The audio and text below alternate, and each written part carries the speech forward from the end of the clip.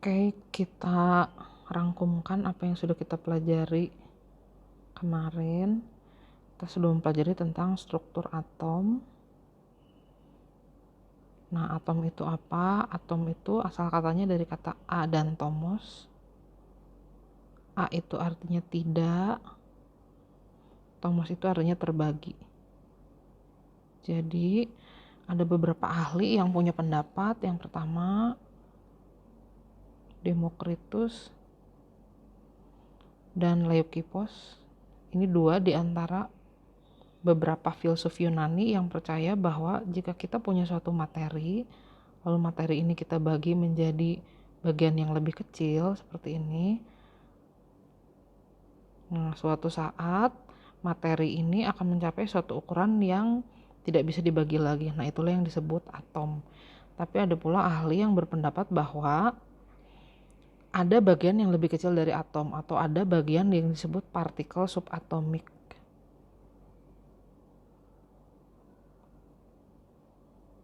Nah, yang mencetuskan ini salah satunya adalah Lavoisier. Manakah yang benar? Nah, kedua kubu tersebut mempunyai pendapat yang berbeda selama ratusan tahun. Jadi ada yang percaya bahwa atom itu adalah bagian yang paling kecil, tidak dapat terbagi lagi. Itu dianggapnya menganut paham atomisme. Ada juga yang bukan. Jadi ada yang percaya bahwa adanya partikel subatom.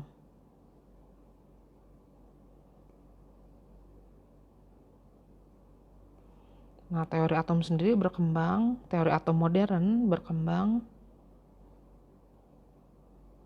mulai sekitar tahun 1800-an.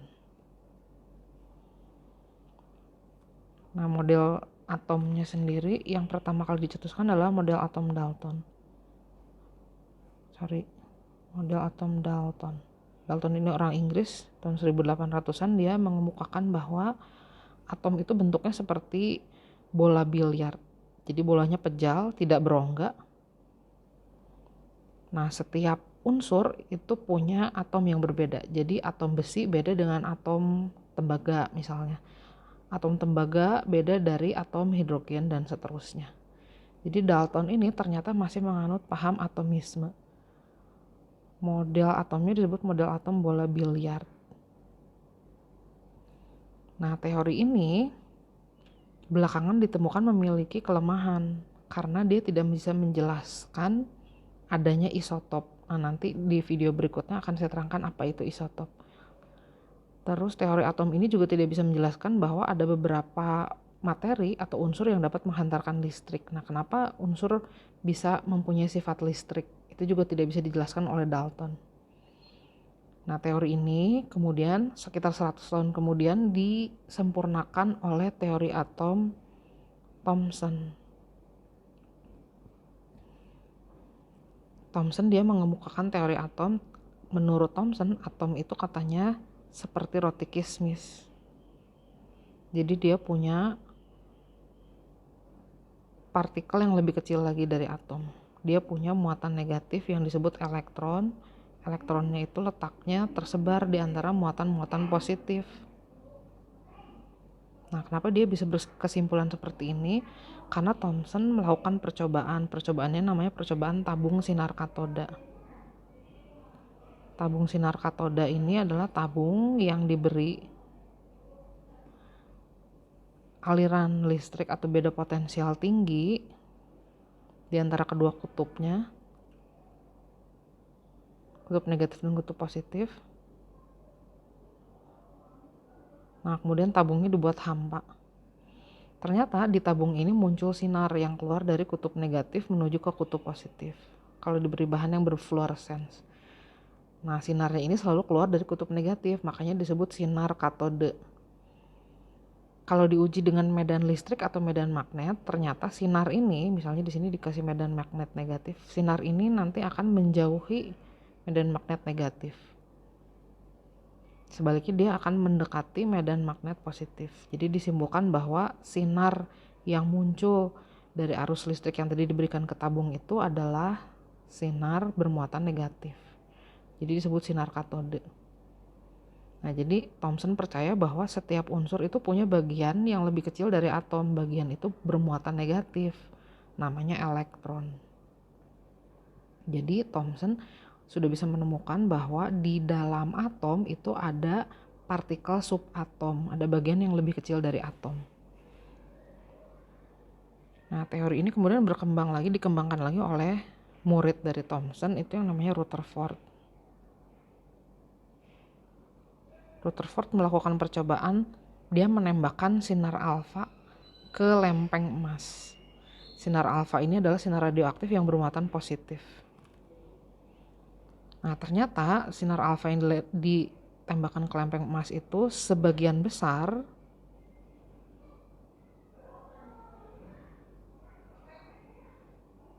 itu seperti menembus ruang kosong. Sebagian kecil dibelokkan,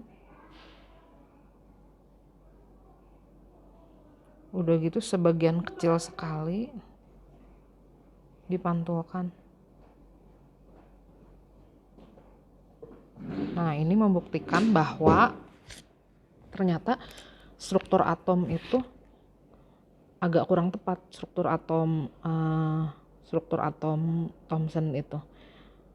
Nah, sebagian besar dari sinar alfa yang ditembakkan ke lempeng emas itu dibilangkan di situ menembus ruang kosong, itu berarti atom itu disimpulkan didominasi ruang kosong. Sebagian sinar alfa yang dibelokkan itu berarti mengenai muatan negatif. Karena ketarik muatan positif, ketarik sama muatan negatif. Nah, sebagian kecil yang dipantulkan itu berarti mengenai inti dari suatu atom. Intinya bermuatan positif. Jadi Rutherford ini menemukan inti atom. Nah, elektronnya itu katanya bergerak mengitari inti atom. Jadi model atomnya disempurnakan. Atom itu jadi bentuknya seperti ini, didominasi oleh ruang kosong, punya inti bermuatan positif, dan elektronnya bergerak mengitari inti.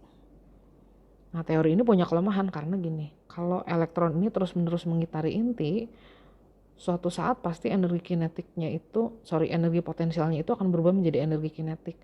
Dan seharusnya lintasannya akan makin mengecil.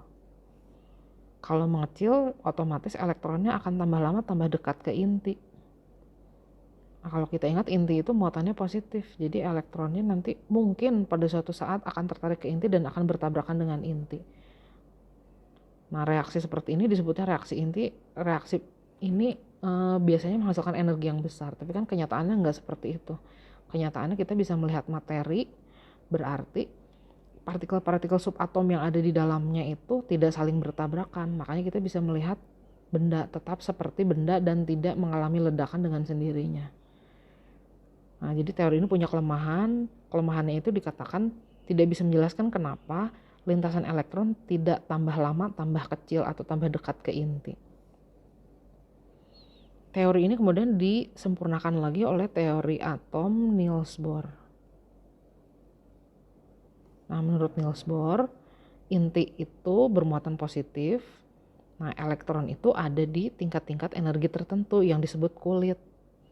Kulit yang paling dekat ke inti disebut kulit K, yang kedua kulit L, yang ketiga kulit M, kalau ada kulit selanjutnya disebut kulit N, O, dan seterusnya sesuai urutan alfabet dimulai dari K. Nah, jumlah elektron pada kulit K itu adalah 2 dikali 1 kuadrat atau 2 jumlah maksimalnya. Jumlah maksimal elektron di kulit L 2 dikali 2 kuadrat. Di kulit M 2 dikali 3 kuadrat. Di kulit N maksimal 2 dikali 4 kuadrat. Oh sorry, ini 18 ya, yang ini 32 dan seterusnya. Jadi elektron itu tidak sembarangan bisa bergerak dan akhirnya jatuh ke inti. Elektron itu ada di tingkat-tingkat energi tertentu dan jumlahnya dinyatakan oleh aturan ini.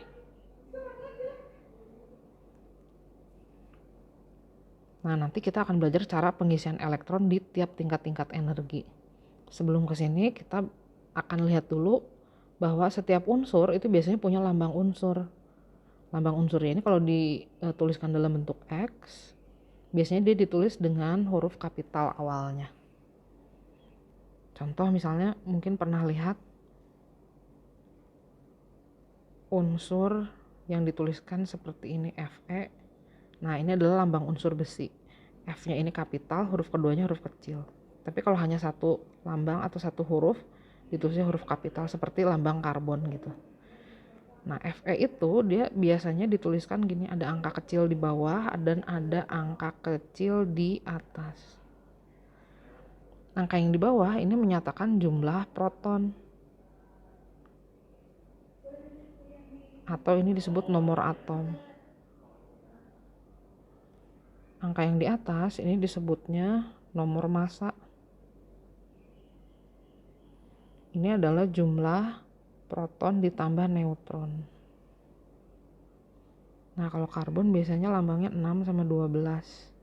Sama, ini juga nomor massanya, ini nomor atomnya. Nah, dari sini berarti kita mengetahui bahwa di dalam atom itu ternyata ada 3 partikel subatom. Ada yang disebut proton, ini muatannya positif. Ada yang disebut elektron, ini yang ditemukan oleh Thomson, ini muatannya negatif. Dan ada yang tidak bermuatan, ini disebutnya neutron, ini ditemukan oleh James Chadwick. Kalau proton ditemukan oleh Goldstein, kalau elektron ditemukan oleh Thomson.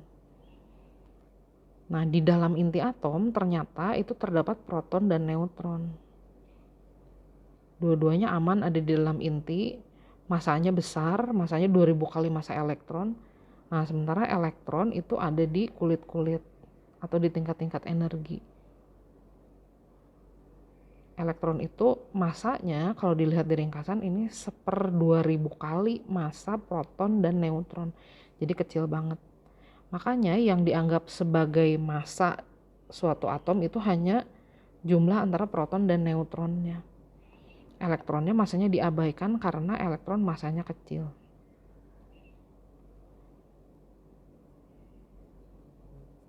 Nah, nanti kalau misalnya kita punya unsur natrium begini, berarti kita simpulkan jumlah protonnya itu adalah 11 sesuai dengan nomor atomnya.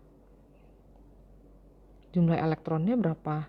Nah, di dalam suatu unsur muatannya ini pasti netral, jadi muatan positif dan negatifnya itu harus sama. Jadi elektronnya juga sama 11. Nah, jumlah neutronnya berapa? Jumlah neutron itu kalau kita lihat di sini berarti jadi selisih antara nomor massa dan nomor atom. Kenapa? Karena ini adalah jumlah proton ditambah neutron. Ini adalah jumlah protonnya saja. Nah, nanti kita juga bisa menentukan nih posisi 11 buah elektron yang ada di natrium ini susunannya gimana, di kulit K berapa, di kulit L berapa, di kulit M berapa. Nah, kalau kita ingat lagi tadi kulit K itu maksimal bisa diisi 2 elektron. Kulit K ini harus diisi lebih dulu, jadi kita isi 2 elektron. Sisanya masih ada 9 elektron yang belum ditempatkan. Berikutnya kita isi kulit ke L. Nah, kulit L itu maksimal isinya hanya bisa 8 elektron. Jadi kita isikan ke sini 8 elektron. Sisanya 1 elektron lagi ada di kulit M. Nah, gimana kalau kita punya unsur kalium, nomor atomnya 19. Di kulit pertama kan maksimal hanya bisa 2 elektron. Di kulit kedua 8 elektron. Nah, sisanya 9 elektron itu ternyata tidak boleh langsung diisi di sini karena ada aturan jumlah elektron pada kulit terluar dari suatu atom atau kulit yang terakhir itu tidak boleh lebih dari 8. Nah, kalau nggak boleh lebih dari 8, berapa yang diisikan di sini? Ternyata kita bisa pilih angka sesuai angka-angka yang ada di sini nih. Ini suka disebut magic number, beberapa buku bilang ini magic number. Magic numbernya itu apa? Ini nih angka-angka yang ada di sini. Jadi kalau jumlah elektron di kulit terakhir lebih dari 8, kita pilih angka yang ada di magic number.